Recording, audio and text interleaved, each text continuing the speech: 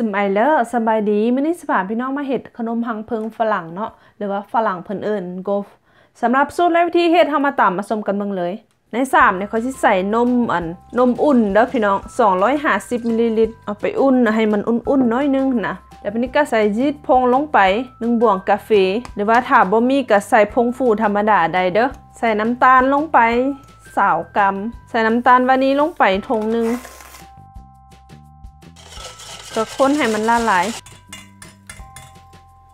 แล้วก็ใส่แป้งลงไปแป้งอันเฮ็ดเค้กเด้อ250 กรัมแล้วก็คนแบบนี้แล้วก็ใส่เกลือลงไป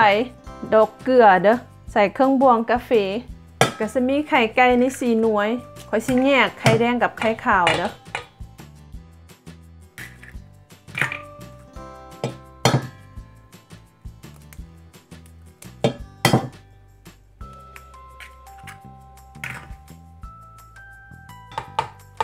เดี๋ยวบันนี้ก็ตีให้มันเข้ากันก็จะมีเนยใน100 กรัมเอาไปละลายในไมโครเวฟเนาะละลายเรียบร้อยแล้วบันนี้อันทอกลงไปแล้วก็คนไปแบบนี้เลยคนให้มันเข้ากันแบบนี้เดี๋ยวบันนี้ก็สิตีไข่ขาว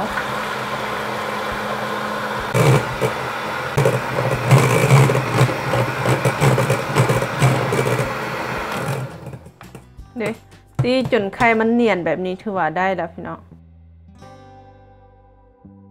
เดี๋ยวนี้เราก็จะเอาไปผสมใส่กับแป้งเนาะแล้วก็ค่อยคนแบบนี้เด้อพี่น้องบ่ต้องคนแห้งเด้อมันไข่ขาวมันสิยุบนะพี่น้องคนแบบนี้ปีนไปปีนมาแบบนี้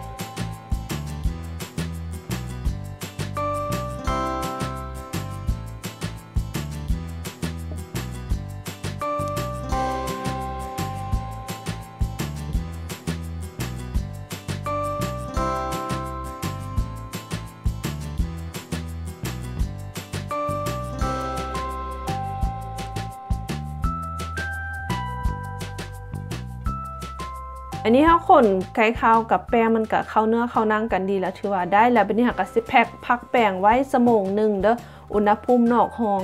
1 ชั่วโมงผ่านไป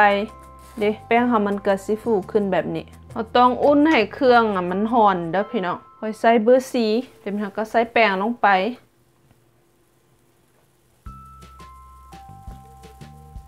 ใส่ประมาณ2 จองนั่นแหละ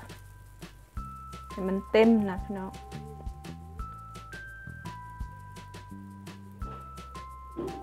เราก็เอาจ้องคูดแบบนี้ให้มันเต็ม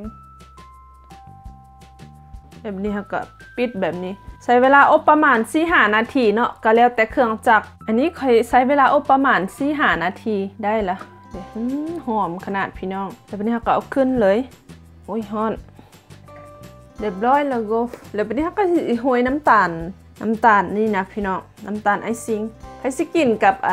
อีหยังก็ได้เนาะกินกับน้ำผึ้งหรือว่าสกินกับนูเทลล่าสกินกับกงฟิจิร์เนาะก็แล้วแต่ผู้มักเรียบร้อยพี่น้องนี่เฮาก็สิได้กบแบบนี้กรอบนอกนุ่มในนี่